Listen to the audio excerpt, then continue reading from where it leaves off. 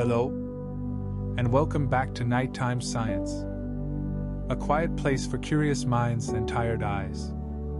Tonight we drift inward, into the soft, mysterious landscape of personality, the invisible pattern of feelings, memories, instincts, and quiet choices that slowly shape who you are. Personality is not fixed. It moves like water. It deepens with time, and it changes in ways we rarely notice while awake. If these gentle journeys help you relax, you're warmly invited to support the channel by tapping the like button, sharing this video with someone who needs rest, and subscribing to Nighttime Science so you can return here whenever your mind feels full. Your presence here truly keeps this space alive. Now, let your breathing slow. Let your shoulders soften, and allow your thoughts to grow comfortably heavy.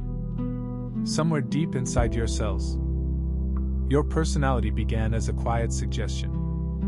Long before your first memory, tiny strands of DNA carried subtle instructions about how easily you might feel joy, how strongly you sense emotion, and how your mind responds to stress or safety.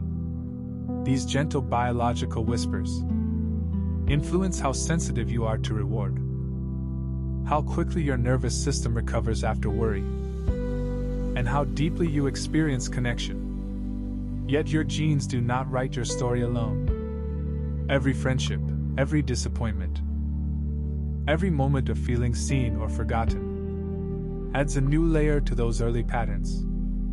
Your life is constantly speaking back to your biology, softly rewriting it, moment by moment.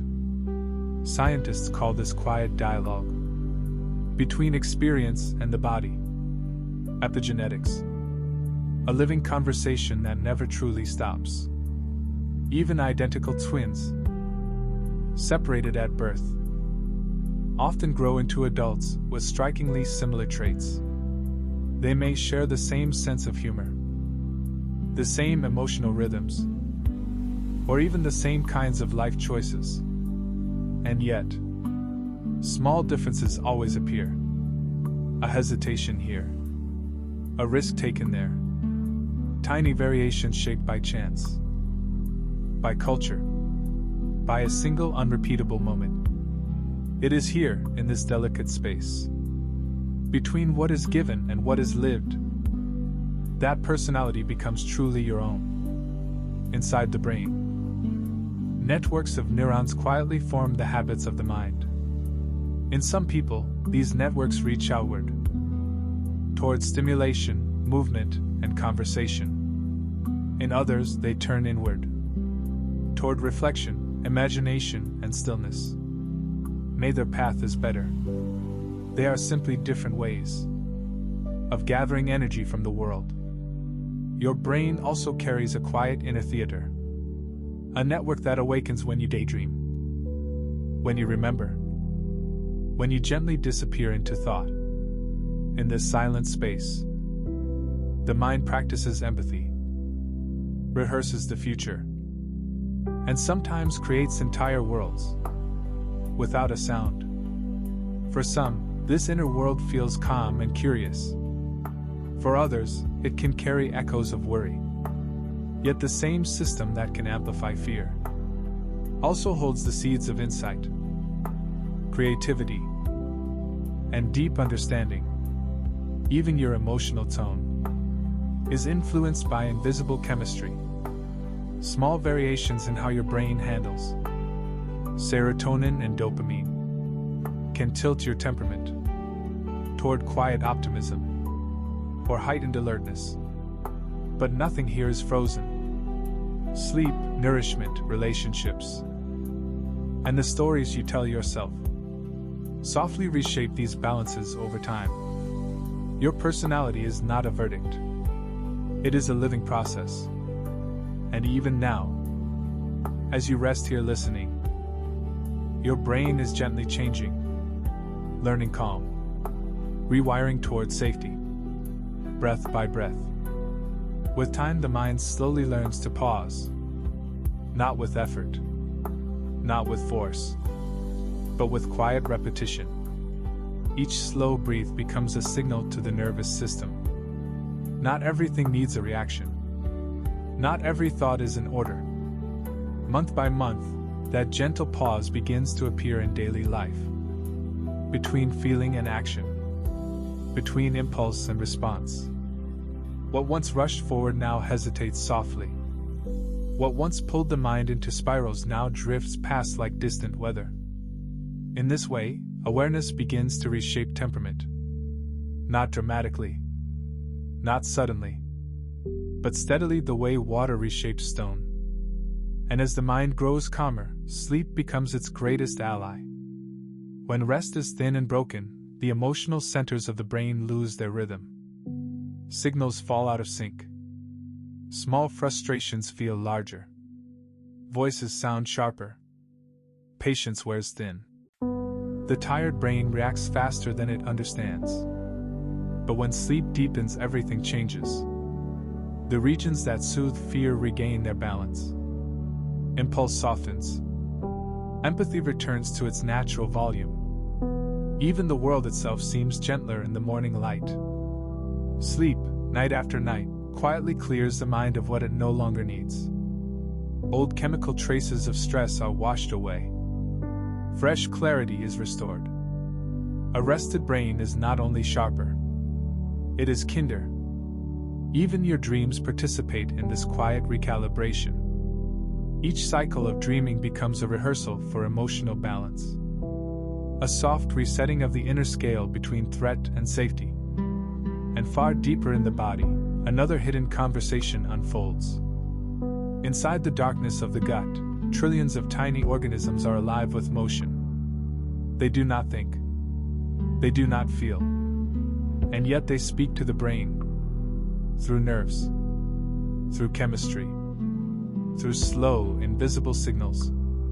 Some of these microscopic companions produce substances that resemble the brain's own calming messengers. Others influence how sharply stress is felt, how easily the body settles. When this inner ecosystem is steady, the mind receives quieter messages. When it is disturbed, the nervous system grows louder.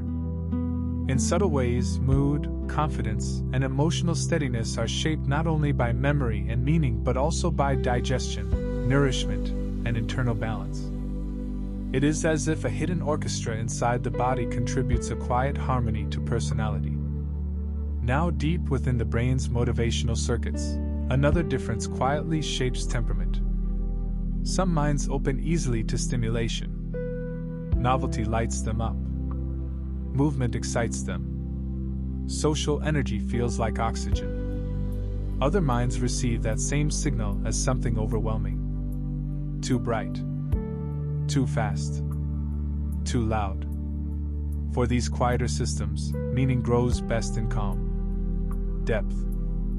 Soft conversation. Unrushed presence. It is not withdrawal, it is a different kind of nourishment. Some nervous systems bloom in sunlight. Others in twilight. Both are expressions of intelligence. Just behind the forehead, a region of the brain quietly holds the future in place. It weighs options, slows decisions, keeps promises visible. In people who tend towards structure and reliability, this inner guardian remains active more often. It pauses the rush of desire, asks what comes later, calculates consequence. This creates steadiness, consistency, trust. But it also creates pressure. The gentle fear of falling short. The constant sense of responsibility. Still, it is this same quiet tension that builds long roads instead of short bursts. Health instead of impulse. Integrity instead of ease. Further within the mind, some brains are built for wide horizons. Regions that usually remain separate begin to speak freely across long neural bridges. Thought blends with emotion. Sound blends with color. Memory blends with language. Here, ideas cross-pollinate endlessly. Uncertainty feels less like danger and more like invitation. The mind becomes a place where possibilities mix without resistance, where reality is not fixed but endlessly rearranged. And in another layer of personality, experience leaves deeper emotional footprints. Some nervous systems etch fear and loss into memory with greater intensity. The past lingers. Echoes stay longer. Even small moments can feel heavy with meaning. This can feel like a burden in daily life. Yet it also brings heightened awareness, sensitivity to subtle shifts in others, early recognition of threat or change. What appears as nervousness is also vigilance. And vigilance, too, is a form of care. In the quiet art of agreement and harmony, another pattern gently emerges. Some people carry nervous systems that easily align with others. They feel emotional tone before words arrive. They sense tension in silence. They soothe without being asked. When these minds connect, their inner rhythms subtly synchronize, like two slow heartbeats falling into the same tempo. This makes peace feel natural, conflict feel heavy, and anger feel physically draining. The gift is harmony. The cost is absorption. Beneath it all lies a simple intention. Let us be okay.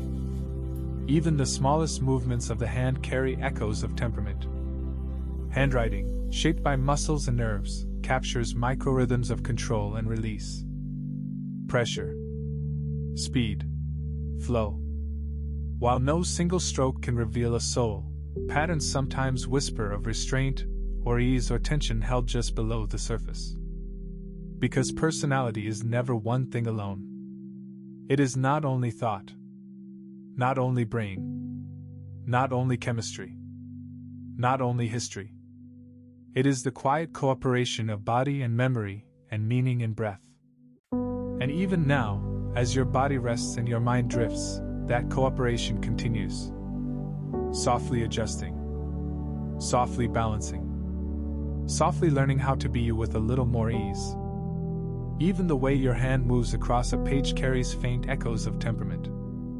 Pressure, speed, spacing, each motion is guided by messages that travel from the brain into muscle, from intention into ink. Some hands press firmly, as if emotion flows through the fingers with urgency. Other hands move lightly, careful, restrained, precise. Wide, open curves may suggest ease. Tighter forms often reflect focus and self-control. Even the angle of a line quietly mirrors the direction of inner energy. None of this predicts fate. It simply reminds us of something gentle and true: the mind is never only abstract. Thought lives in the body. And when the brain itself is altered, the sense of self can shift in surprising ways. An injury, a stroke, a sudden disruption can change memory, movement, and sometimes personality itself. A once cautious person may grow bold. A once outgoing spirit may turn inward. The familiar patterns of reaction quietly rearrange. For loved ones, this can feel bewildering. The same face, the same voice, and yet a presence that feels subtly different. But the brain is not rigid. It is responsive. With time, new routes emerge. Connection rebuilds.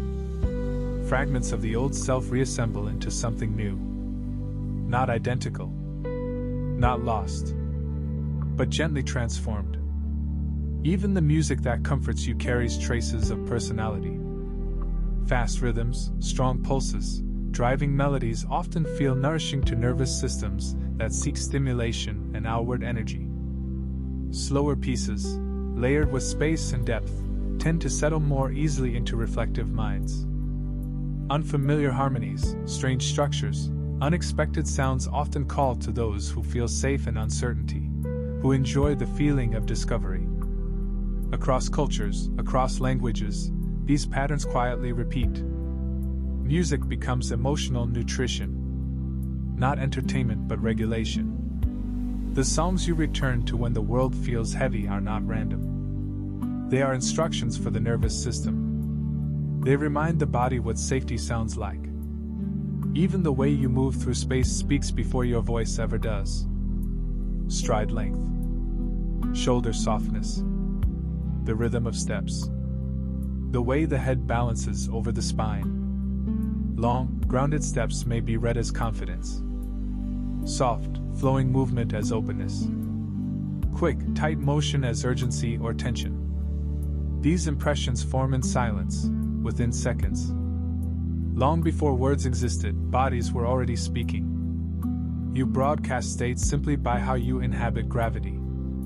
And when you finally speak, the body speaks again. The voice is not only sound. It is breath shaped by muscle. Air passing through tension or release. A relaxed throat often produces steadier tones. A tense one raises pitch without permission. Listeners feel this before they analyze it. Confidence is often detected not in the message but in the vibration beneath it. And like all human signals, these tones begin to synchronize in conversation. One nervous system gently tuning itself to another. Even scent participates in this invisible dialogue. Smell bypasses logic and travels straight into emotion and memory. It asks ancient questions without language. Is this safe? Is this calm? Is this familiar? Stress, health, and internal balance all leave chemical whispers behind. Others feel them before they can explain them. Comfort sometimes arrives before understanding. Even the eyes carry their own quiet language. Too little gaze can feel uncertain. Too much can feel overwhelming. Somewhere between rests an unspoken balance.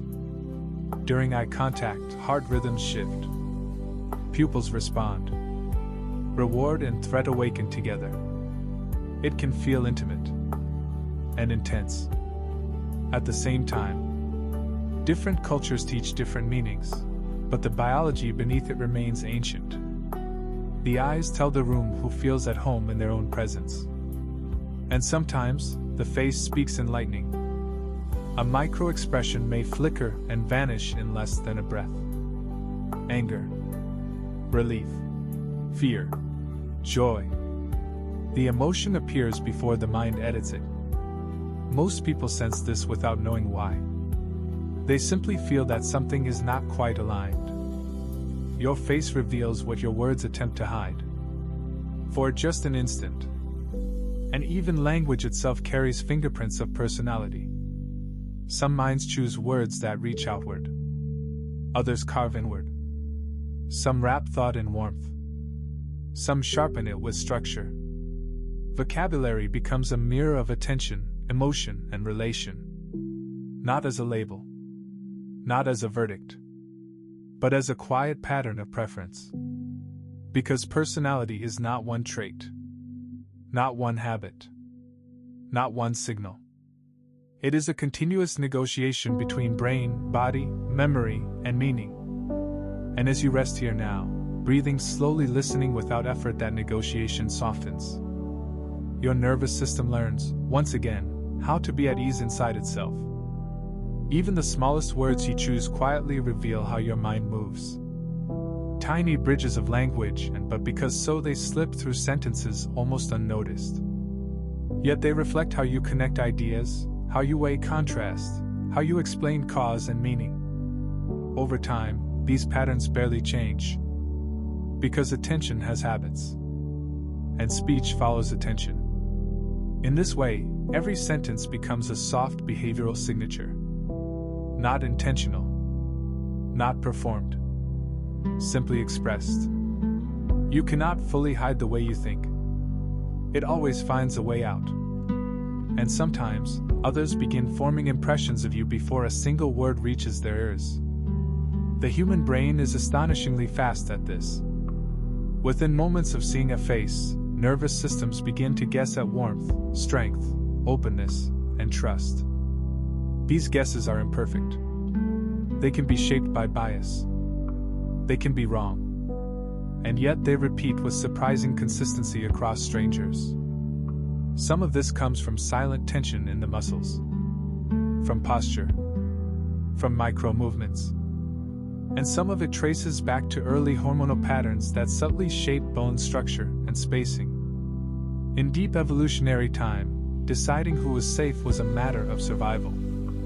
Today, those same ancient circuits still whisper in modern rooms and interviews in courtrooms in the earliest moments of attraction. Your face becomes data long before intention arrives. And even your face is not one thing alone. The left and right sides carry slightly different emotional stories. Two hemispheres. Two expressive currents. In many people, the side guided by the emotionally tuned hemisphere reveals softness, sadness, and tenderness more easily. Artists, without knowing the science, often favored this side in portraits because it felt more human, more open, more vulnerable. If you ever cover one side of a photograph and then the other, you may feel as if you are meeting two subtly different versions of the same person. Because you are not one expression. You are two quiet streams at once. Other species can sense these streams as well. Animals do not need words to read nervous systems. They listen with scent, with vibration, with tone. Dogs, for example, can distinguish calm from fear through smell alone. Their behavior shifts accordingly. Horses respond to muscle tension and vocal energy, sometimes growing restless when a human is restless, and settling when a human softens. To them, your personality is not an idea. It is a rhythm they feel. Gentleness feels like safety. Patience feels like invitation. Not because of magic, but because biology recognizes regulation. Even in the digital world, your personality quietly travels ahead of you. When people create online avatars, they often believe they are inventing a new self. But what usually happens instead is reflection. Some choose honesty in form. Some choose bold transformation. Some choose softness. Some choose height, sharpness, or glow. Power often stretches the silhouette. Vulnerability rounds it. Even posture in a virtual body often mirrors real-world confidence. The avatar becomes a quiet emotional sketch of how someone feels or how they long to feel. Your behavior online, too, traces patterns you may never consciously notice. What you return to. What holds your attention. What you ignore. What you echo. Over time, repetition becomes identity. And sometimes these behavioral maps predict emotional traits with surprising precision. Not because machines understand the soul, but because they recognize rhythm. They watch what you choose again and again and again. In this sense, your digital life becomes a mirror. Not of what you claim to be, but of what you practice being. Even your smallest symbols carry emotional intention. Emojis, once simple decorations, now replace tone of voice. They soften edges. They signal warmth. They invite closeness or maintain distance. Some people reach for gentler symbols. Others play with strange combinations. Some prefer clarity and restraint. None of this is accidental. It reflects how you manage connection in a space without touch. And beneath all of this, even time itself bends to temperament. For some minds, hours feel solid, structured, measurable. For others, time feels elastic. Moments slide together. Creativity melts the clock. Anxiety can stretch seconds into long waiting rooms. Calm lets entire afternoons drift unnoticed. This is not the clock changing. It is attention tuning duration. Focused awareness expands time. Joyful absorption collapses it. And personality quietly sets this inner tempo. Those drawn to risk often feel life move quickly. Novelty accelerates perception. Adrenaline sharpens focus while shortening the sense of duration. The day becomes bright, intense, brief. Cautious minds, by contrast, stretch moments through anticipation, through analysis, through careful forward glancing. Neither rhythm is right or wrong. They are simply different ways of moving through existence. Some live in fast light, some in deep shadow, some between. And all of them are valid expressions of how the nervous system learns to experience being alive. As you rest here now, breathing slowly, listening without effort, your own inner time begins to soften. The pace loosens. Edges blur. And the clock inside your chest forgets, for a while, how to hurry. For some minds, time burns brightly. Moments feel intense, saturated with sensation, as if each second glows before dissolving. For others, time feels like a quiet line drawn forward. Steady. Organized. Purposeful. Some personalities naturally lean into tomorrow. Their thoughts stretch toward what has not yet arrived. They arrange the future gently in advance, like gardeners preparing soil long before the first green leaf appears. Deep inside the brain, the systems that manage goals and delayed reward remain quietly active for them. They weigh what is wanted against what must wait. For these minds, structure brings comfort. Planning soothes uncertainty. Discipline feels less like pressure and more like protection. And yet when plans shift, they adapt. Not with panic, but with patient resolve. In this way, time becomes a companion with direction, guided not only by ambition, but by care for what truly matters. Other minds move through time differently. For those whose nervous systems feel deeply, the past often stays close. Memories return with texture, with sound, with sensation. The emotional centers of the brain remain active during recall, so yesterday can feel like now. This once served survival. To remember pain was to avoid it again. But sometimes the mind becomes caught in its own rehearsals. Still within this sensitivity lives a rare gift. Those who revisit emotion often learn the language of feeling with fluency. They read subtle sorrow in others. They recognize quiet fear. They understand the weight behind small words. With awareness, memory becomes meaning. Regret becomes reflection. And feeling becomes wisdom. Some personalities experience time as endlessly generous. For those nourished by motion and connection, the future always seems wide enough for one more conversation, one more idea, one more adventure. Optimism tilts their perception. Minutes stretch easily into longer moments. Joy expands their sense of capacity. When they promise only a brief moment, it often becomes much more, not from carelessness, but because delight bends duration. For quieter minds, time feels denser, richer, more precisely measured. Events are absorbed fully. Details linger.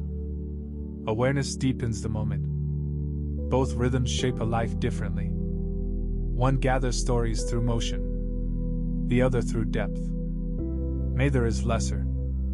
They simply illuminate time from opposite angles. Even the way you remember your life is shaped by temperament. Memory is not a recording. It is a mosaic arranged by emotion. Some minds gather memories into patterns of triumph and renewal. Hardship becomes lesson. Failure becomes fuel. Other minds preserve beginnings and endings as cautionary landmarks. They remember what went wrong so it may not happen again. Some collect kindness. Some track ambition. Some hold tightly to connection. Some measure progress. The result is not a history but a story shaped by value. Every act of remembering is an act of quiet authorship. The past itself does not move, but the way the mind carries it determines whether it becomes a weighted teacher or a gentle spark of becoming. Some minds see the future as vividly as they remember the past. When they imagine tomorrow, they see light and shadow, color and distance, movement and sound. Their inner vision borrows fragments of memory to paint scenes that have not yet happened. For these minds, goals feel almost real already. Motivation grows strong because the future feels tangible. And yet, this same gift can sometimes grow heavy. When imagination turns dark, it can rehearse fear as clearly as hope.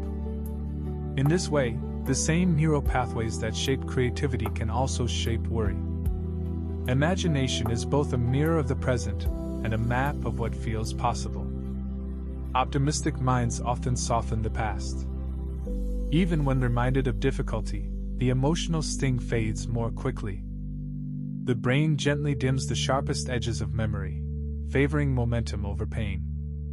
This is not denial. It is adaptation. By pruning what no longer fuels growth, they keep movement alive. More cautious minds preserve mistakes with precision. Each error becomes a guidepost.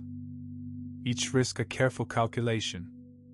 This can guard against danger, but it can also narrow the horizon. When vigilance rests without balance, even safety can feel uncertain. Learning to notice calm, beauty, and kindness restores equilibrium. Then caution matures into clarity, and vigilance becomes discernment. Some minds do not seek misery. They seek certainty. In a world that rarely guarantees it, your sense of being the same person over time also rests quietly on personality. Some people feel their life as one continuous thread, past, present, and future, woven into a single flowing narrative. Others feel themselves shift more dramatically, year to year, chapter to chapter. Identity transforms. Both patterns are real. Both are valid. One offers steadiness. The other offers renewal. The self is not a statue. It is a river. It remembers where it began, even as it reshapes its own shoreline. Personality also shapes how strongly emotion moves through you. Not all hearts feel with equal volume. Some nervous systems glow easily with delight. Reward surges warmly. Excitement arrives with full color. Others hold emotion longer. Pain lingers. Worry echoes. Neither depth nor intensity is weakness. They are strategies of survival. Different ways the nervous system learn how to feel. And now, as your breathing slows, as your body softens into rest, all these systems, time, memory, emotion, identity, begin to loosen their grip. The future can wait. The past can rest. You are allowed, for this moment, to simply be. Some hearts feel the world as if there were no walls between selves. They sense joy and sorrow in others, as if emotions travel through shared air, passing easily from one nervous system to another. Other minds meet feeling with quiet observation. They soothe emotion through perspective, through inner narration, through steady reasoning. These differences are not mistakes in design. They are balance. Some people carry warmth. Others carry shelter. Together, they create the emotional climate of humanity. Feeling itself is neither strength nor weakness. It is texture. Emotion moves through every personality, like a private melody, shaped by the architecture of the brain, but performed through lived moments. No two inner songs are ever the same. Some minds light up quickly in the presence of possibility. When opportunity shimmers in the distance, their reward systems begin to glow. Before the moment even arrives, novelty pulls at them like gravity. Anticipation energizes the body. Curiosity becomes motion. They explore without hesitation. They reach outward. They step forward with brightness. This enthusiasm spreads. Their excitement lifts the atmosphere of rooms. Their laughter multiplies. Their celebration teaches others how to feel alive in motion. Sometimes this momentum leads to overextension, sometimes to risk. Yet again and again, it also leads to connection, discovery, and change. Other minds experience reward more quietly. satisfaction blooms later. In reflection, in mastery, in meaning slowly earned. One rhythm accelerates the world, the other deepens it. Within the brain lives a watchful guardian of safety. For some nervous systems, this guardian rests often, awakening only when needed. For others, it stands alert nearly all the time. Small pauses feel heavy. Neutral expressions feel uncertain. The unknown feels close. This sensitivity once protected survival. Today, it sometimes magnifies ordinary life. And yet, this same alertness grants intuition. These minds sense changes in tone and mood before others notice. They detect subtle shifts in rooms. They read what is not said. With care, fear refines into awareness. Anxiety softens into perception. What seems fragile often turns out to be finely tuned. Gentle attention can teach the alarm when to whisper instead of shout. Some nervous systems are built to resonate. When they witness emotion in another, their own inner circuits respond as if the feeling were shared. Joy echoes. Pain is felt deeply. Relief is mirrored. This biological empathy creates trust, forgiveness, and social harmony. But it can also weary the heart. To feel for many is to carry many. Their kindness is not an idea. It is a reflex. Human cooperation itself has been shaped by this quiet wiring. Without it, empathy would be something we learned. Instead, it is something many simply feel. In creative minds, emotion and reason speak easily with one another.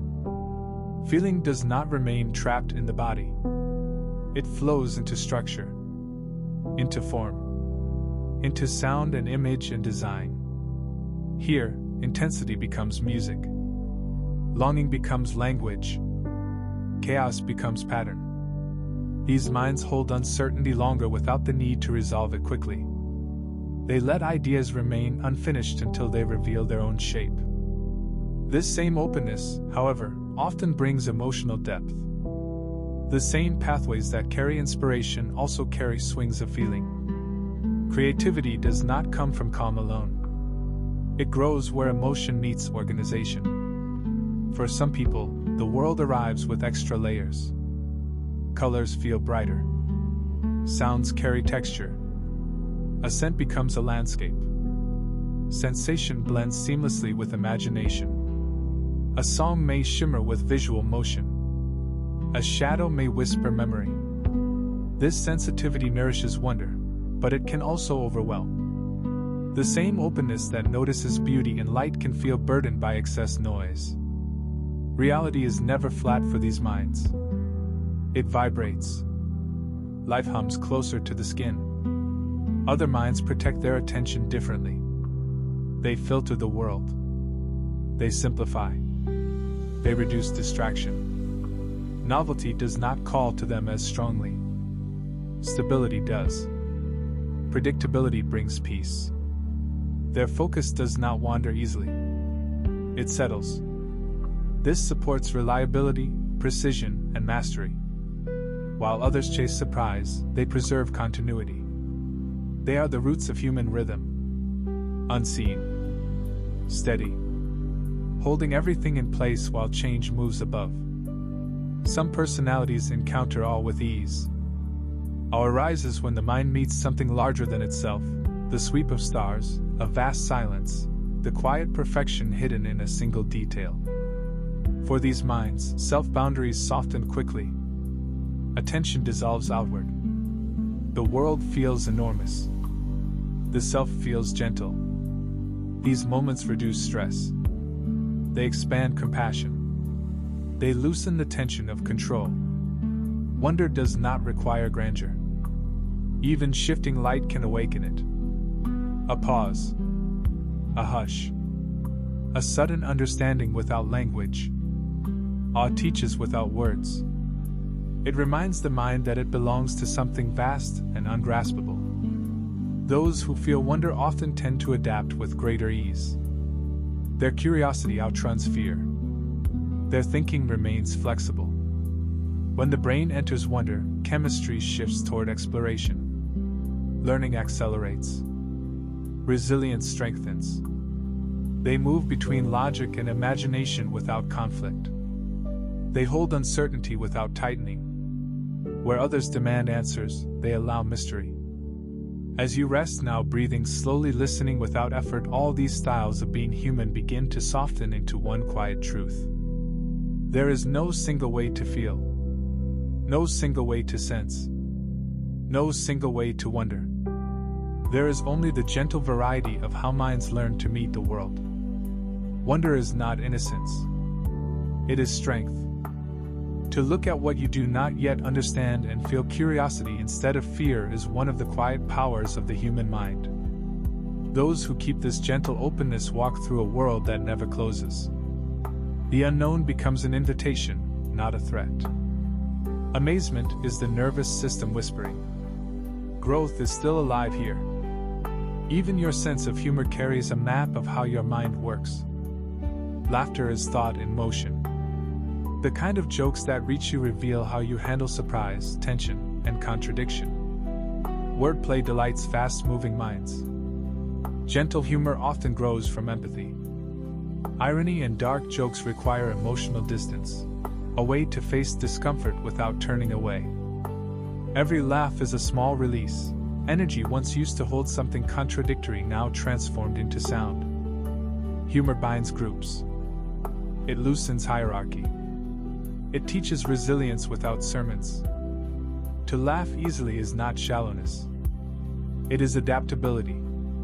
To find light within absurdity is to survive the strange fact of being human with grace.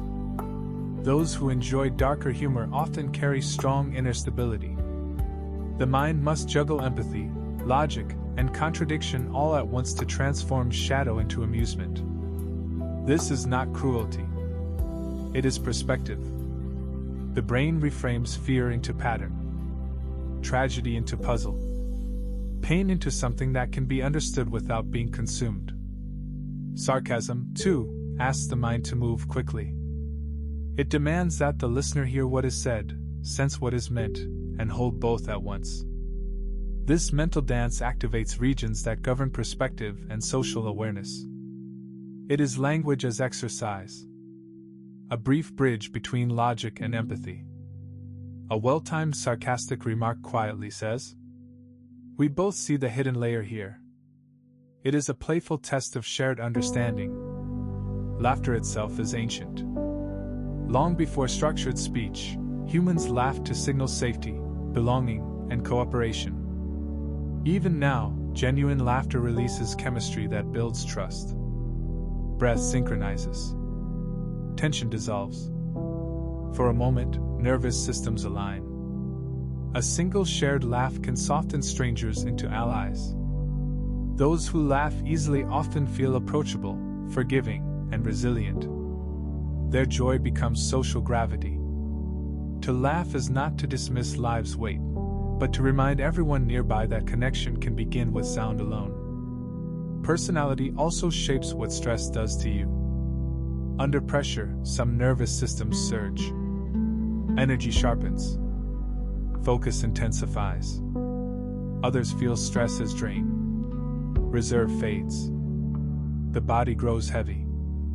It is the same storm of chemistry, interpreted through different inner translators. Some read stress as challenge. Others as threat.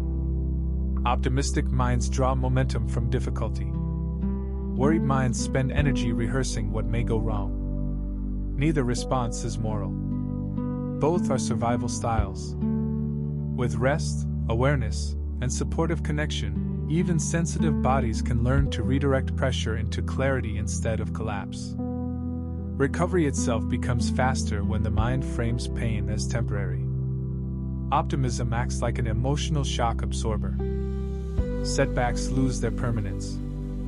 The story becomes, "This is a moment, not a sentence." This framing changes biology. Stress hormones fade sooner. Immune systems rebound with more ease. Optimistic minds reach sooner for laughter, for conversation, for creative renewal. Over time, each successful recovery teaches the nervous system a quiet truth. Healing is possible. Optimism is not denial. It is practiced confidence in the passing of pain. Chronic pessimism tells a different story to the body. When threat is anticipated at all times, stress chemistry never fully rests. Cortisol lingers. Heart rhythms recover slowly. Inflammation quietly grows. Over decades, these small signals accumulate. Sleep becomes fragmented. Motivation dims. The body believes it must always be ready. Vigilance becomes where. Balanced realism offers another rhythm. It sees risk without worshipping it. It allows the body to stand down between storms. It lets hope maintain the inner machinery. Hope is not decoration. It is maintenance. Some personalities naturally lean into boldness. Extroverted nervous systems often receive strong reward signals in the face of uncertainty. Novelty feels exciting, not alarming. This chemistry encourages leadership, exploration, and motion toward the unknown. But it can also soften the sense of danger. Confidence may stretch beyond circumstance. Control may be overestimated. Charm can feel stronger than limits. Action faster than caution. This boldness changes the world, sometimes through discovery, sometimes through risk. One rhythm moves first. Another checks the ground. Both are needed. And now, as your breathing deepens, as thought slows into gentle drift, wonder, humor, resilience, and hope all quiet themselves into one soft presence. You do not need to solve them. You do not need to choose between them. You are allowed, in this moment, to simply rest inside their calm echo. Some personalities radiate an optimism that draws others close. Their confidence feels like warmth.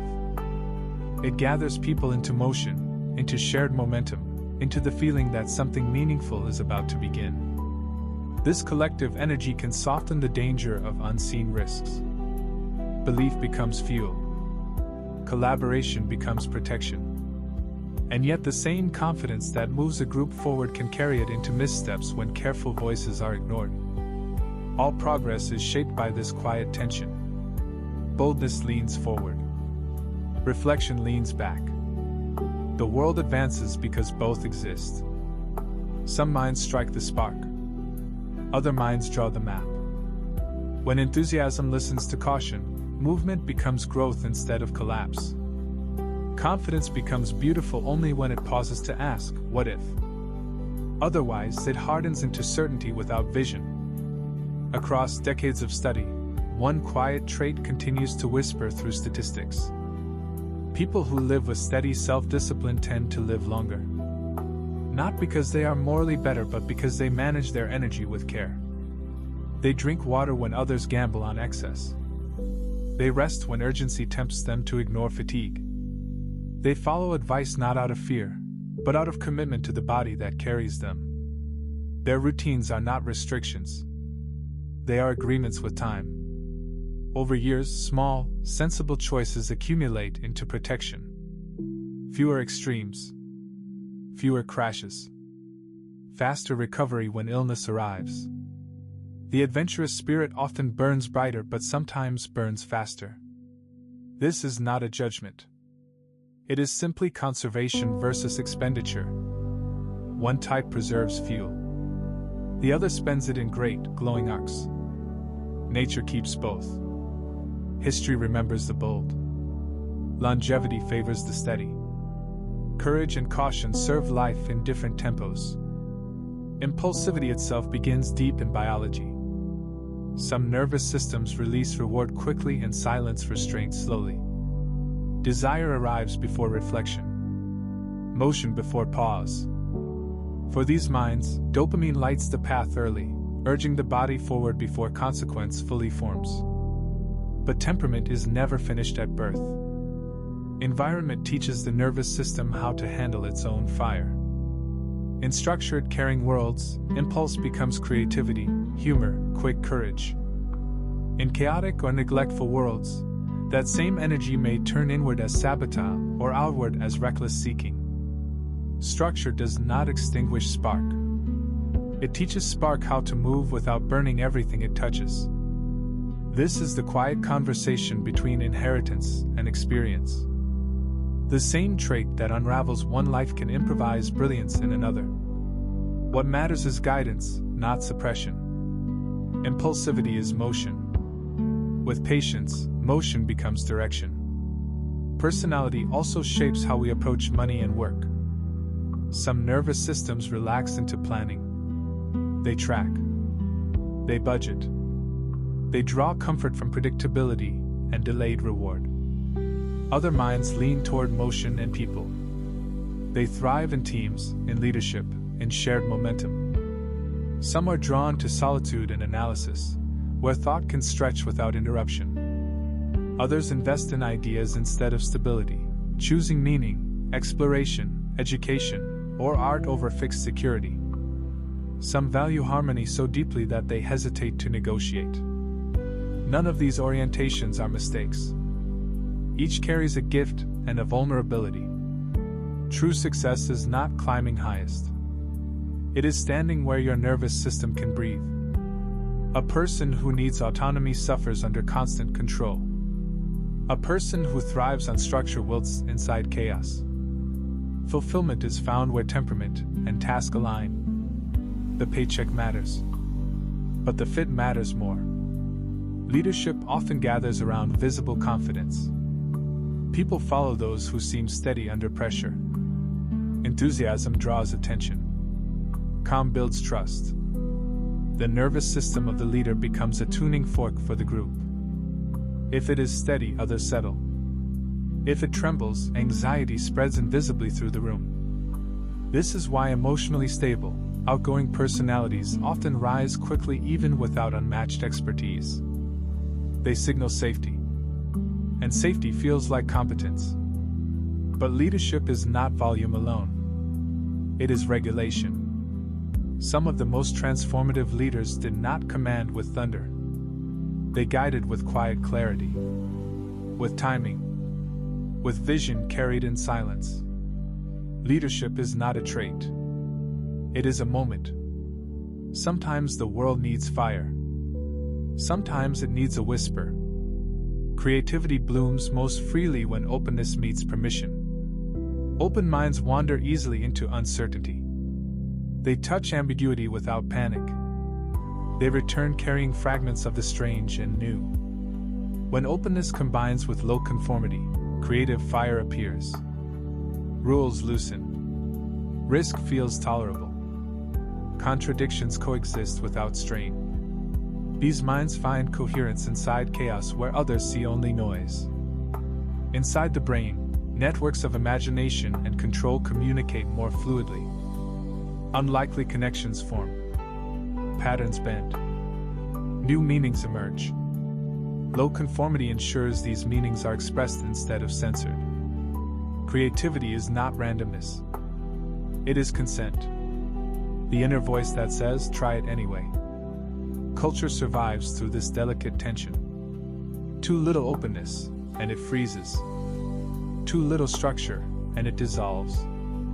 True creation lives in the space between, breaking form just enough to let light enter without collapsing the whole design. Some nervous systems are built for resonance. In empaths, the face of another person automatically awakens matching signals in their own muscles. A smile calls forth a smile beneath the skin. Sorrow tightens the chest without invitation. This mirroring happens in fractions of a second. The body understands before the mind names. Inside the brain, regions that link sensation and emotion light up together, creating a shared echo of feeling. This grants deep comfort, deep understanding, and also deep fatigue. To feel for many is to carry many. Strong empathy often walks beside social exhaustion. Compassion is not only moral, it is physiological. The empath does not imagine pain. They partially live it. Their tenderness is not a choice. It is wiring. People who lean toward harmony often forgive more easily than most. When wounded, they search for explanation before revenge. Their nervous system relaxes only when peace returns. Resentment feels heavier than the original harm. This capacity preserves bonds through difficult seasons. It allows repair where others would sever. But without boundaries, this same mercy can invite repeated injury. Forgiveness is not forgetting. It is releasing the desire to strike back. For agreeable minds, that release comes swiftly because conflict feels physically unbearable. True healing for them is learning how to forgive without surrendering safety. To offer kindness without opening the door to cruelty. Mercy is their gift. But even mercy must learn when to close its own gate. And now, as your breath slows, as the space behind your eyes darkens into rest, all these patterns, boldness and steadiness, impulse and structure, vision and caution, empathy and protection, soften back into quiet balance. No side needs to win tonight. The spark may rest. The map may fold. You are allowed, for this moment, to drift beyond every role and simply be held by the calm rhythm beneath them all. Sometimes what looks like great self-love is actually a shield. A loud presence. Constant self-reference. A hunger for admiration that never quite rests. Behind this display, there is often a quiet fear of being unseen. For some, early life taught a painful equation, that love must be earned through performance, that worth must be displayed or it disappears. So the identity becomes polished armor. Shining. Impressive. Difficult to look away from. But when applause fades, a strange panic can rise. Because beneath the reflection there is only silence. Understanding this pattern does not excuse harm. But it does soften the story. Not everyone who seeks attention feels full inside. Some are trying, endlessly, to convince themselves they exist. Compassion, paired with boundaries, becomes the most balanced response. You may see the wound without feeding the disguise. You may name the pain without stepping onto the stage. Behind the echo of self-admiration can live a deep loneliness, a wish to be known by something more honest than a mirror. Empathy itself does not exist as a single switch. It is a layered system. One layer allows you to feel what another feels. Another allows you to understand what another feels. Sometimes these layers grow unevenly. Some people read emotion with sharp precision yet remain untouched by it. Their awareness is analytical, not resonant. In their brains, circuits for strategy and perception remain active, while emotional centers stay quieter. This creates charm without warmth, understanding without tenderness. At the opposite end are those who feel everything too deeply, who absorb distress as if it belonged to them. Between these extremes stretches the wide, living spectrum of human empathy. Morality is not housed in a single neuron. It grows from how knowing and feeling combine inside awareness. Some personalities carry a powerful sense of obligation. For them, responsibility is sacred. A small mistake can echo loudly inside. The same mental systems that create reliability also sharpen self-judgment. When errors appear, the mind replays them again and again, as though editing a scene that will not change. The benefit is accountability. The cost is inner fatigue. Perfectionism can bloom from this soil. So can insomnia. So can emotional exhaustion. Yet society quietly rests upon these minds, the ones who notice what others overlook, who return to finish what was forgotten, who feel incomplete until the work is right. Their integrity keeps invisible systems alive. Their final lesson is often self-forgiveness, the moment when duty evolves into balance. Humility is frequently misunderstood. It is not weakness. It is accuracy. To see oneself clearly, without distortion upward or downward, requires deep mental steadiness. Humble minds acknowledge strengths without inflation and limits without collapse. They do not react defensively to correction. They learn quickly because they do not need to protect illusion. This calm realism makes relationships feel safer. Truth becomes easier to share. Growth becomes gentler. Humility does not mean shrinking. It means no longer pretending. It steadies identity like a quiet compass that continues pointing toward honesty even when everything else shifts. In that steadiness, improvement feels natural, because nothing remains to be proven. Confidence, too, grows through repetition. It is not mysterious. It is learned.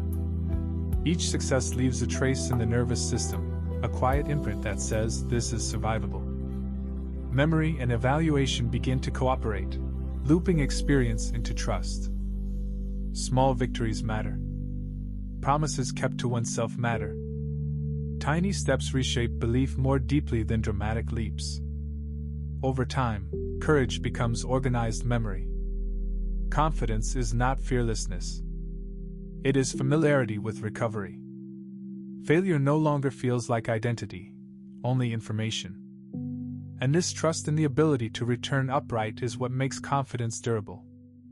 Even personality itself moves slowly with time. It does not shatter. It refines. Across the years, impulses soften. Stability often deepens. Patience arrives quietly. The brain remains plastic, still capable of reconfiguration long after youth has passed.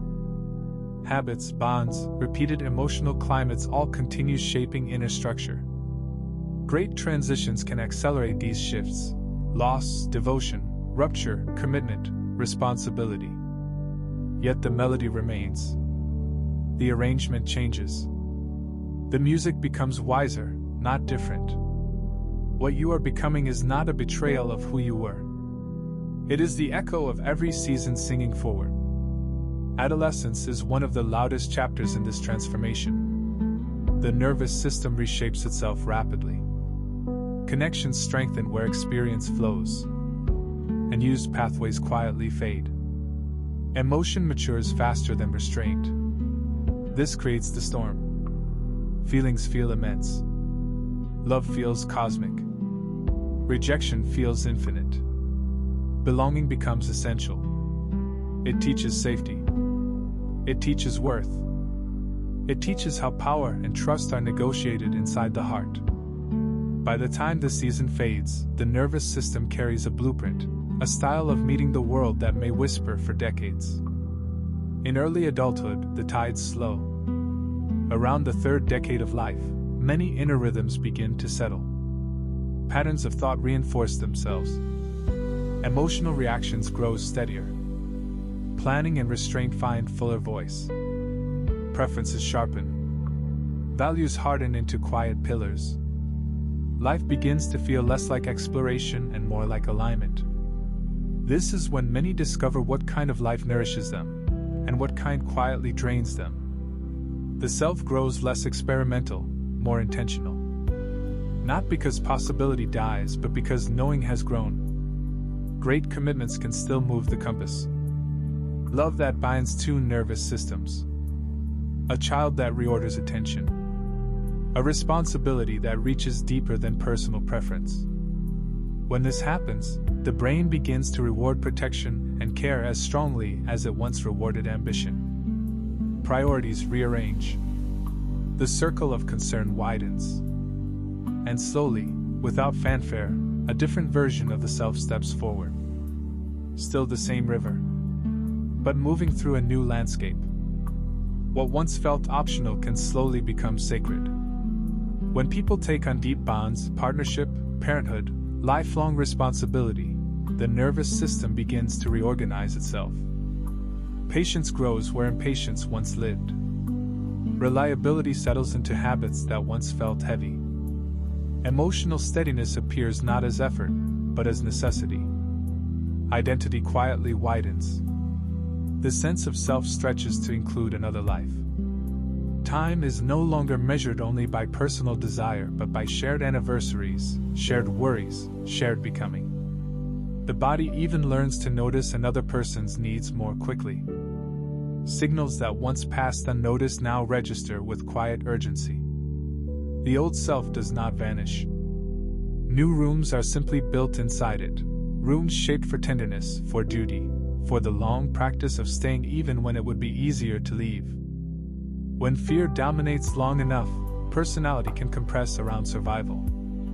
The mind grows narrow, not from weakness, but from protection.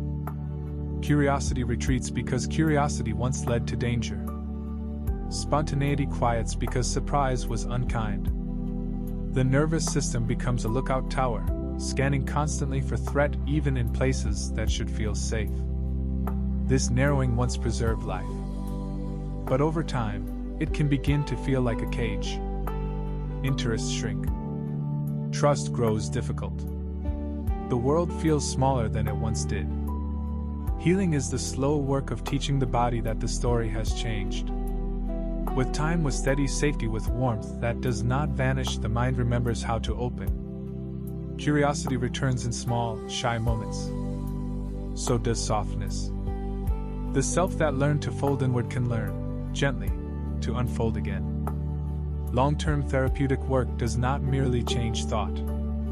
It changes wiring. Each session of noticing, each moment of naming emotion, each safe exploration of reaction trains the nervous system to pause instead of explode.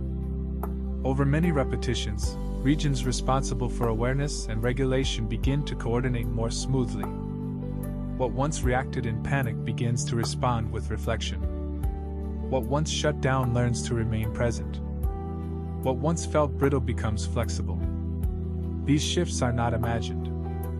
They are measurable. And they endure.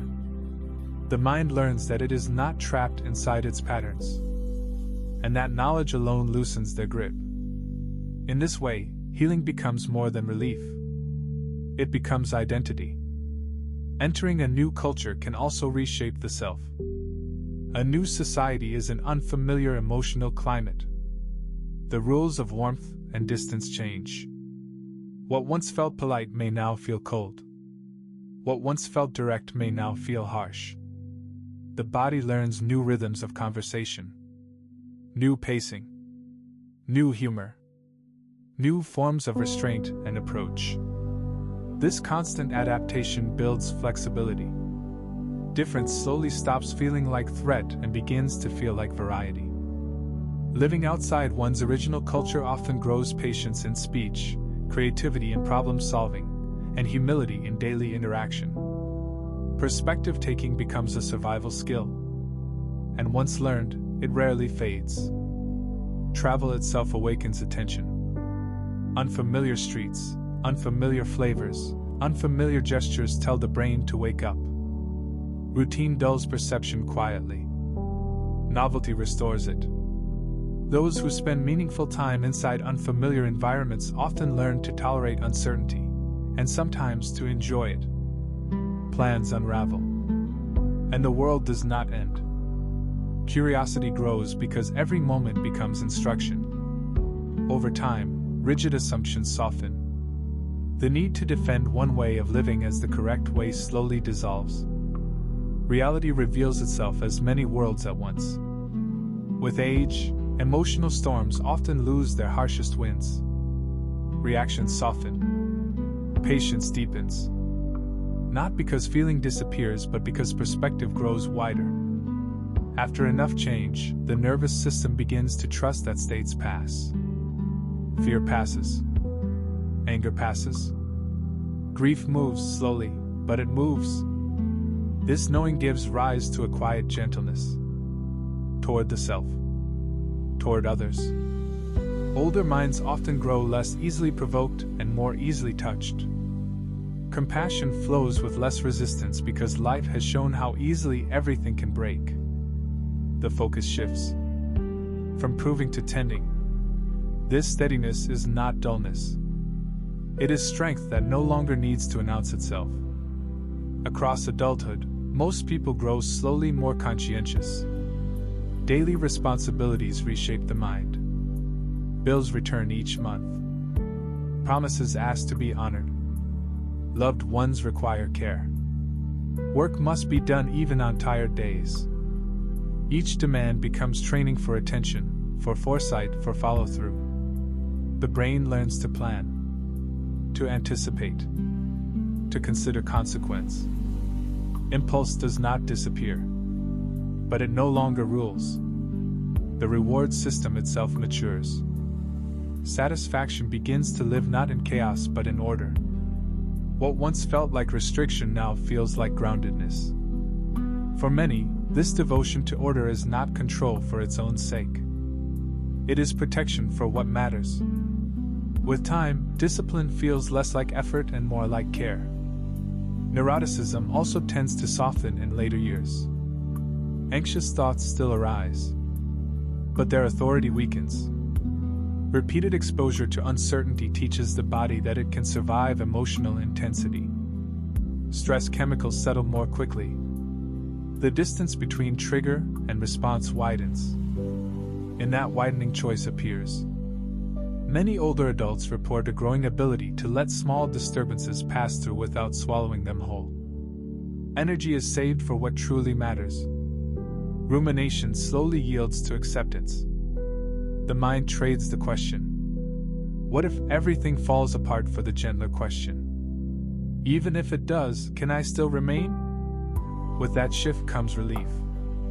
The nervous system begins to trust itself. And that trust feels like peace. Across cultures and decades of study, certain traits predict happiness more consistently than wealth. Emotional steadiness, optimism, kindness. Once basic safety is met, these inner qualities shape life satisfaction more strongly than status or luxury. Those who can soothe their own distress, reframe disappointment, and connect warmly with others often report deeper well-being even without grand surroundings. This does not deny the value of comfort. Safety matters. Stability matters. But after a certain point, temperament becomes the lens. Two people can share the same day. One carries home humor, gratitude, and small light. The other carries insult, exhaustion, and threat. The events were the same. The filter was not. And in that way, happiness is not only what happens to us. It is also who is there inside us to meet what happens. When gratitude becomes a habit, personality begins to soften. Each time attention pauses to notice something gentle, something appreciated, the inner spotlight slowly shifts. Annoyance does not vanish. Resentment is not erased. But they are no longer the only voices inside the room. The nervous system grows more familiar with warmth. Tenderness becomes easier to reach. Respect feels less guarded. Forgiveness arrives with less effort. Over time, people who practice gratitude often find themselves speaking more patiently, recovering from conflict more gently, and assuming less hostility in others. This change is not imaginary. The body reflects it. Chemistry linked to bonding rises. Stress signals fade more quickly. Defensiveness loosens its hold. The result is not false positivity. It is an easier path toward understanding. What begins as a quiet nightly ritual becomes a subtle shift in temperament, one that makes kindness easier to give and easier to receive. Curiosity carries its own quiet power. Minds shaped by curiosity do not greet the unknown with threat, but with invitation. This attitude keeps learning alive far beyond childhood. New ideas, new skills, new perspectives continue to arrive because the door never fully closes. Inside the brain, curiosity activates reward circuits. Each moment of discovery delivers a gentle pulse of pleasure. Learning becomes self-renewing. Stagnation loses its grip because motion is emotionally rewarded. Curious minds adapt more easily because their beliefs are always in motion. They revise. They update. They evolve. Hardship becomes a question. The question becomes growth. Memory stays rich because fresh material keeps arriving.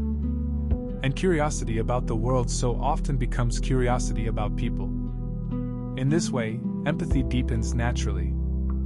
The result is a personality that remains awake to life, flexible, playful, and alive even as years quietly pass. A strong sense of purpose can soften anxiety at its roots. Worry thrives where uncertainty feels empty. But when life is held by meaning, even a small one, fear loses its authority. Difficult events stop feeling senseless. They become part of a path. This shifts the Buddhist response. Stress still rises, but it no longer cascades without limit. Recovery arrives sooner. Focus returns more gently. A reason to act gives the mind a steady anchor. Rumination loosens its grip because attention has somewhere else to rest. Purpose also directs energy outward, toward service, toward craft, toward protection, toward creation. This outward motion interrupts self-criticism. The loop breaks. Meaning becomes emotional architecture, a structure that supports fear without being ruled by it. Fear leans inside purpose until it can breathe again. Compassion, too, can be trained. When a person practices caring, even in imagination, even in quiet meditation, specific regions of the brain grow more responsive. Heart rhythms slow into receptivity. Defensiveness loosens. Over weeks and months, behavior changes at the surface because the nervous system has changed beneath it. People begin to interrupt less, listen longer, offer comfort more readily, give without keeping score. This generosity is not manners. It is readiness. The body itself becomes more willing to care. And something beautiful unfolds. Kindness strengthens connection. Connection deepens well-being. Well-being supports further kindness. Compassion stops being a behavior. It becomes a state of being. People who experience awe often report greater satisfaction with life. Awe is the moment the self stands before something vast and feels both small and included. It may arrive beneath a mountain, or inside a galaxy of stars. Or it may arrive quietly as sunlight moves across the floor. In awe, self-concern softens. Time stretches. Breath deepens. The mind releases its grip and begins to receive. Those who feel awe often tend to feel less overwhelmed by stress, more generous toward others, and more certain that life carries meaning. Frustration shrinks. Gratitude expands. Even loneliness eases because awe reminds the mind that it belongs to something ancient and alive. Awe is not escape. It is medicine. Personality also shapes how randomness is interpreted. Some encounter coincidence and feel the world is whispering meaning. Others see the same event and think only of probability. These differences reflect stable styles of mind. Some weave synchrony into story. They feel alignment, guidance, subtle narrative threads. Others rest more easily in structure. They feel calm through logic, through chance understood as pattern. Both are deeply human. One style transforms uncertainty into wonder. The other transforms uncertainty into clarity. The way a mind explains coincidence becomes a mirror of its temperament, whether it leans toward meaning, toward control, or lightly between. Superstitions often grow from heightened pattern sensitivity. The brain evolved to assume danger when signals even slightly resembled threat. This instinct never left. Now it appears in symbols, rituals, numbers, timing. When two meaningful events occur together, the mind links them. If emotion was strong, the link becomes sticky. Over time, ritual gains comfort. Comfort reinforces belief. This is not foolishness. It is ancient vigilance seeking safety in mystery. Belief in fate often rises when perceived control feels small. When outcomes are viewed as destined, regret softens. Self-blame loosens. The road not taken hurts less. But when destiny becomes absolute, effort can lose its urgency. Comfort increases. Initiative may fade. Balance lives between these poles. meaning without helplessness, acceptance without retreat. To feel guided and still participate deeply in your own becoming. Personality also shapes how art and music are received. Art does not live only in sound or color. It lives in the nervous system that receives it. Open minds may feel music as vibration beneath the skin, as warmth, as pressure, as light. Reflective minds use art as mirror, entering inward landscapes through tone and image. Energetic minds seek pulse and motion, the shared rhythm of being alive together. The same song can be sensation, memory, or momentum. Because art is not fixed. It becomes what the listener is. And now, as your breathing slows, as thought dissolves into quiet drift, gratitude, curiosity, meaning, wonder, and beauty all rest together inside the same gentle space. You do not need to decide what they mean. You only need to let them pass through you like soft light through closed eyes. Another nervous system may be drawn not to power or volume, but to delicacy. To the soft turning of detail. To the slow choreography of harmony. The same melody that calms one listener can unsettle another. The same painting that feels like refuge to one soul can feel like confrontation to another. The reaction is never neutral. It is intimate. It is honest. It quietly reveals the inner shape of the observer. In that sense, art is never a one-sided creation. It is a conversation. Not through language, but through resonance. Between what is offered and who is listening. People who score high in openness experience musical chills more often. The sudden wave of tingling along the skin, the shiver rising through the chest, the breath catching without warning, this is not randomness. It is the nervous system responding to wonder. In open minds, sensory regions and emotional centers speak to each other with unusual intensity. Sound does not remain at the edge of the ear. It travels inward. It touches memory. It disturbs imagery. It stirs emotion. A harmony that resolves in an unexpected way, a fragile voice trembling with honesty, a sudden shift in tone or rhythm. These moments trigger wide neural cascades. Dopamine rises. The skin responds. And for a brief instant, the boundary of the self softens. This full-bodied response is more common in those whose minds are oriented toward curiosity rather than defense. Each musical moment becomes a revelation. Beauty is not only heard. It is felt, physically, involuntarily, as wonder moving through living tissue. Temperament also guides which music feels like home. Some nervous systems draw energy from motion and social vibration. They are soothed by repetition, by pulse, by driving beats that mirror movement and dance. Rhythm activates motor regions, linking sound to action and pleasure to shared motion. Singing together, clapping in rhythm, moving in unison. These experiences release chemicals of bonding and reward, deepening joy through connection. Other minds draw energy from quiet intricacy. They listen for subtle changes in melody, for a shifting tension beneath harmony, for the slow unfolding of emotional detail. Their pleasure lives less in motion and more in meaning.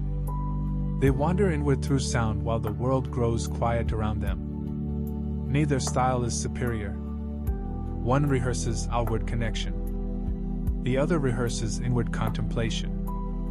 Music becomes the nervous system practicing its favorite way of being. Personality also shapes how abstract art is received. When the mind faces color and shape without story, it must create meaning on its own. For open minds, this freedom feels exhilarating. Imagination networks ignite. Emotion fills the unknown with symbol and possibility. Abstraction becomes a mirror for creative thought. More structured personalities often feel a subtle unease in this uncertainty.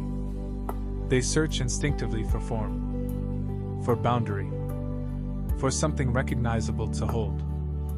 This difference is not merely taste. It reflects how the brain balances ambiguity and order. The creative mind rests comfortably in the unsolved. The organized mind rests comfortably in clarity. Yet both can find beauty within abstraction when they meet it gently.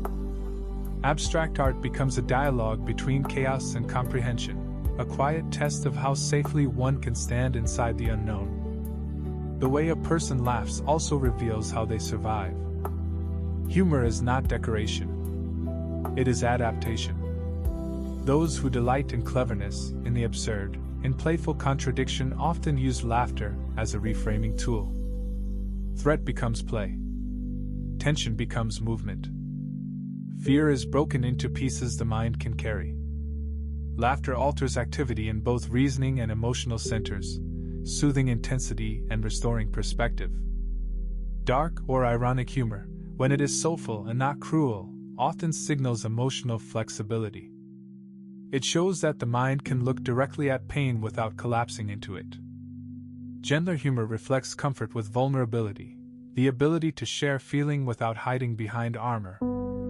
In all its forms, humor reconnects rational thought with emotional truth after they have been pulled apart by stress. One moment of genuine laughter teaches the brain that lightness does not deny reality. It softens it.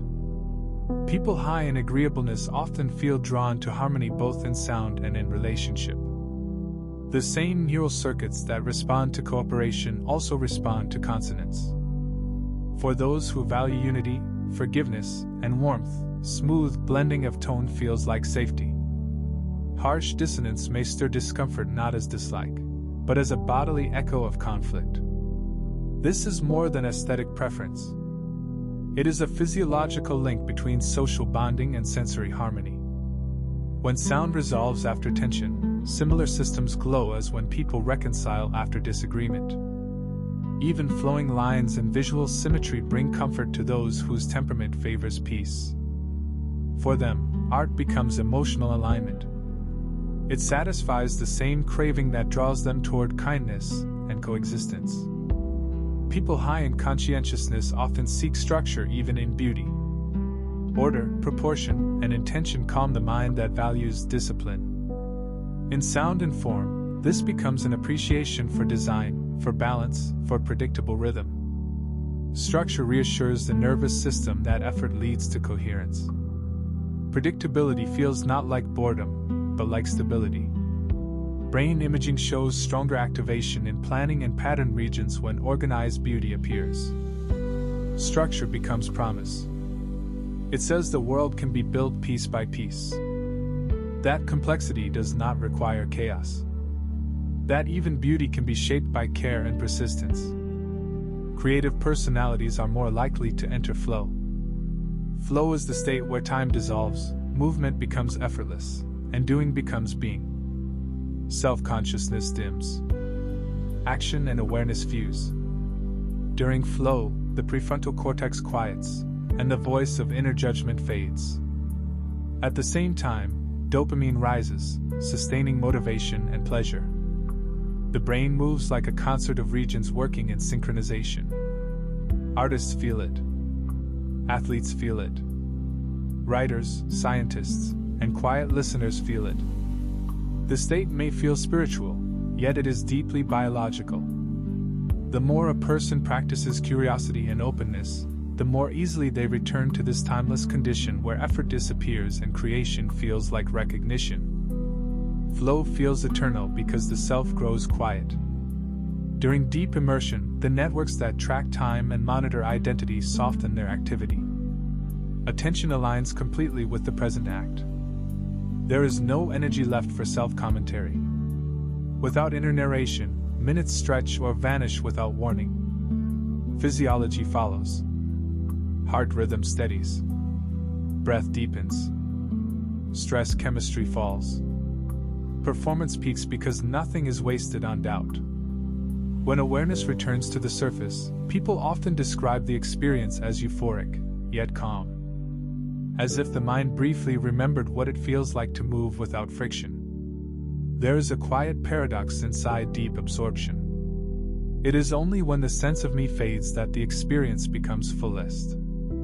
Time loosens its grip. Effort softens. Action and awareness begin to merge. This timeless state has appeared again and again across every human pursuit, in painters losing themselves in color, in mathematicians dissolving into pattern, in meditators resting inside silence. It is not escape. It is union. The mind and its activity moving as one continuous, wordless gesture that feels infinite for as long as it lasts. Beneath this mystery lives an ancient biological engine. The drive toward novelty is etched deep into the nervous system. Long before comfort and routine were possible, curiosity meant survival. The same reward chemistry that once pushed early humans to search for new water, new shelter, new paths, still pulses each time the brain meets something unfamiliar.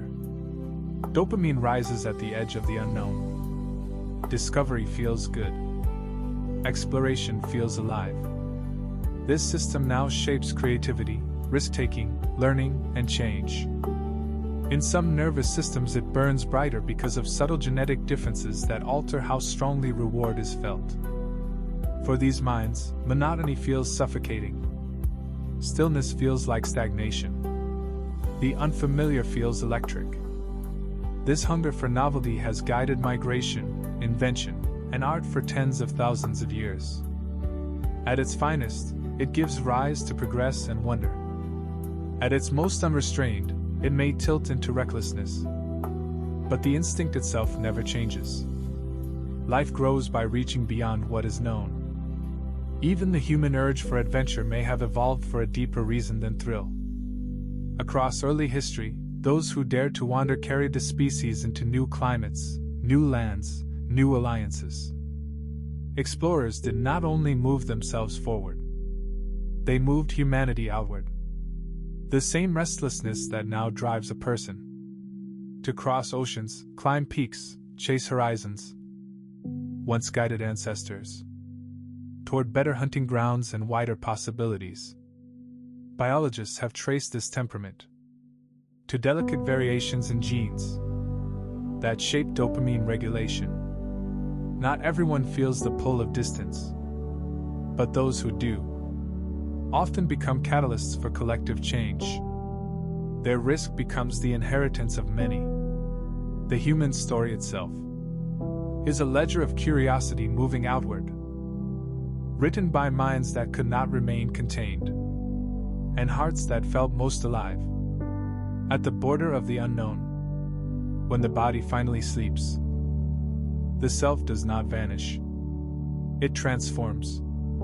During dreaming, logic dims, inhibition rests, but emotional centers stay awake. The result is a vast inner theater, where personality steps forward without restraint.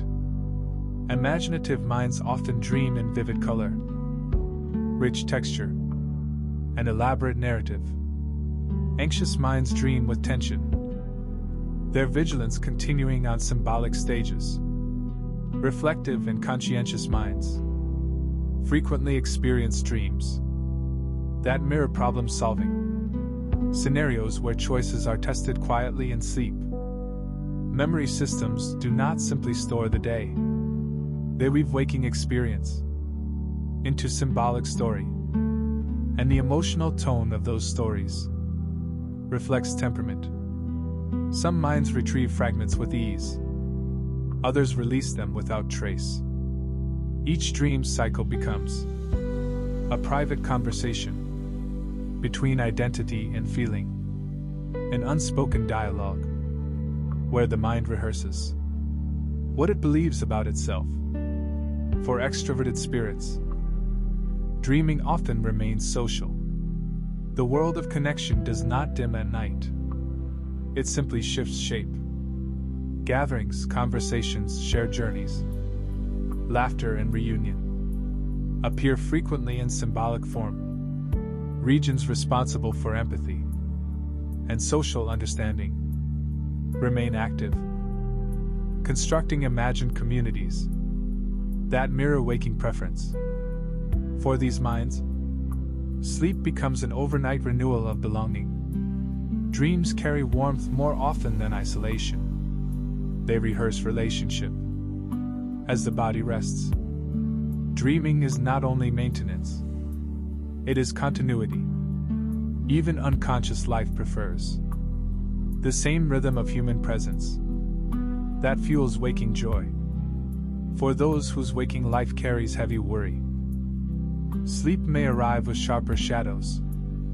Emotional centers such as the amygdala remain highly responsive during dreams, creating scenes charged with threat, loss, or helplessness. These nightmares are not punishment. They are the brain practicing survival.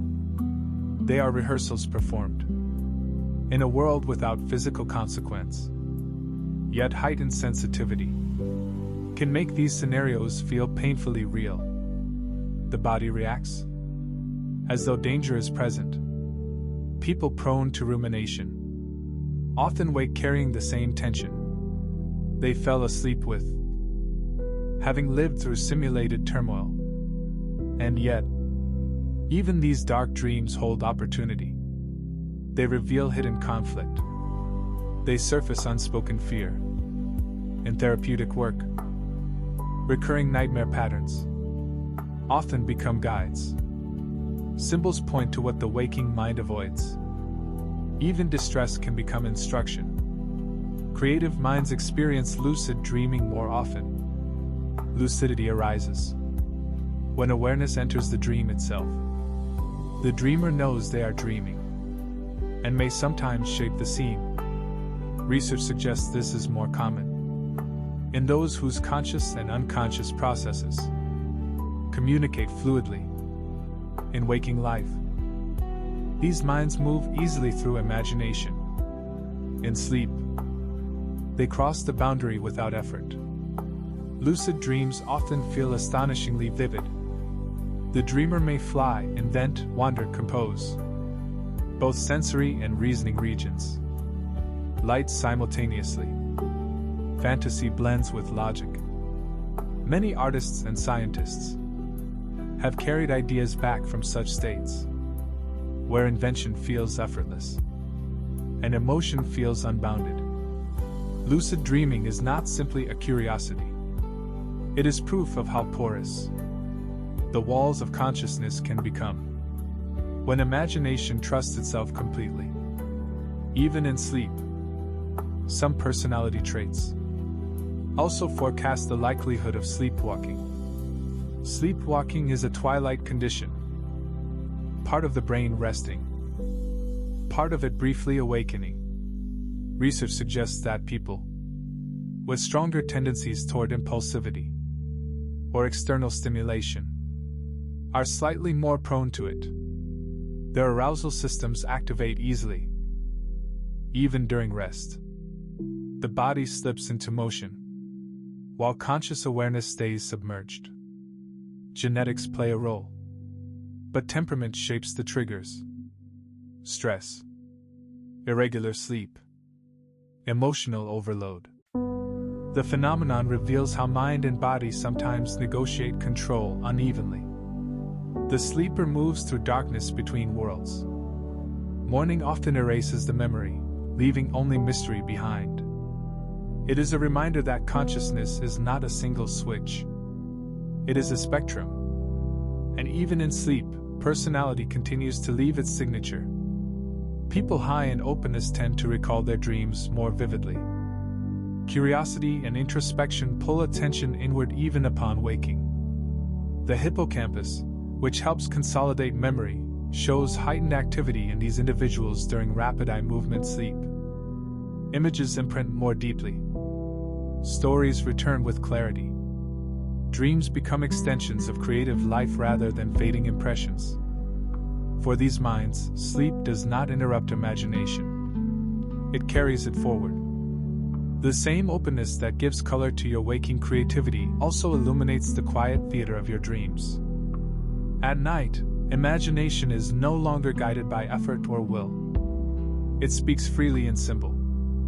Vivid dream recall often becomes a doorway to insight.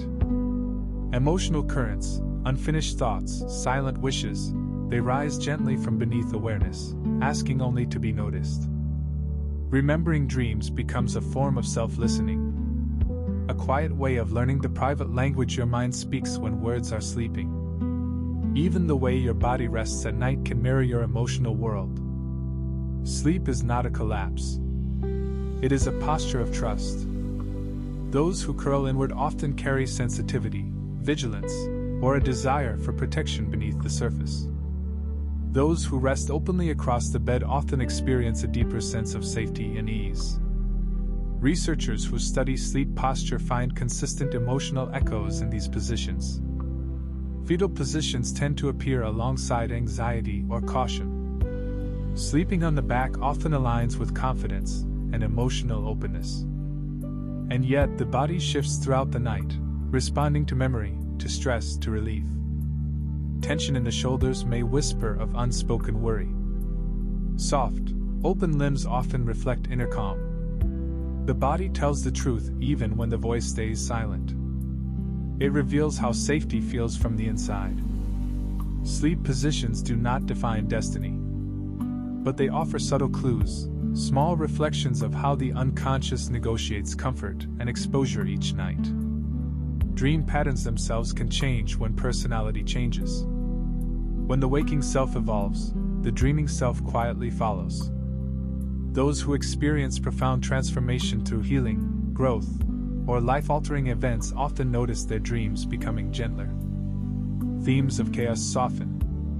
Repeated nightmares loosen their grip. Symbols once heavy with fear begin to open into space. Control may yield to curiosity.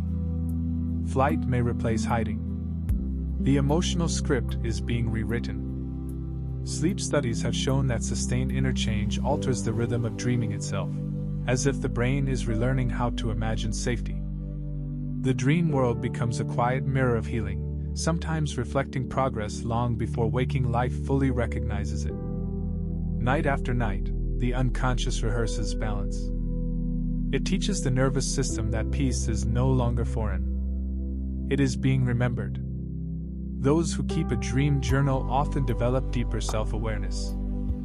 Recording the imagery of sleep strengthens the bridge between the unconscious and conscious thought. Writing stabilizes what memory might otherwise dissolve. Fleeting emotion becomes language. Over time, patterns emerge. Symbols repeat. Fears change shape.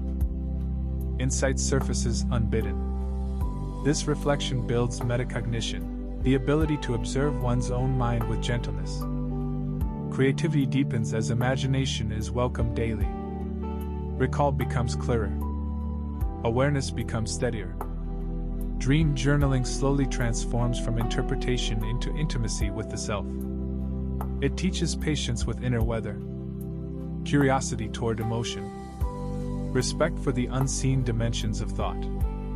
And eventually, even waking awareness begins to carry this same softness. Attention grows kinder. Presence grows lighter. The inner world becomes less a maze and more a landscape. Personality itself is a lifelong conversation between biology and experience. The self is never frozen. At every moment, genetics and environment speak quietly together. A dialogue written in molecules and memory. DNA builds the foundation, but experience edits the expression. Every lesson, every loss, every kindness, every pain whispers instructions to the nervous system. The brain rewires in response to everything it touches. Across decades, this invisible exchange forms the evolving pattern others come to recognize as you. It is not destiny alone, and it is not choice alone. It is collaboration. Even in later life, this conversation never ends. New love, new grief, new learning, new quiet courage. All continues shaping temperament and emotional tone. The wonder is not that personality changes. The wonder is that it can change endlessly, while still remaining itself. A voice growing wiser through repetition. Your mind is a galaxy of its own, unfolding, rearranging, responding with every breath. Inside you lives a chorus of memory, instinct, decision, and transformation. all whispering together to form the voice you call me. There is no single version of you, only the living conversation between what was given and what was learned, between the design of the body and the response of the soul. Personality is not a mask, and it is not a cage. It is a living landscape, shifting like the sea, shaped by time, by light, by unseen tides. Each thought that drifts through your mind tonight is a small wave crossing that quiet ocean. Each breath you take is a tide drawing you gently toward rest. If you've enjoyed this silent journey with nighttime science, I invite you to gently like the video, subscribe to the channel, or leave a quiet thought below. It helps other sleepy souls find their way here too. But for now, just breathe. Let your mind grow light. Let your body sink into the stillness waiting beneath you. And let these soft waves carry you peacefully into the dark. Good night.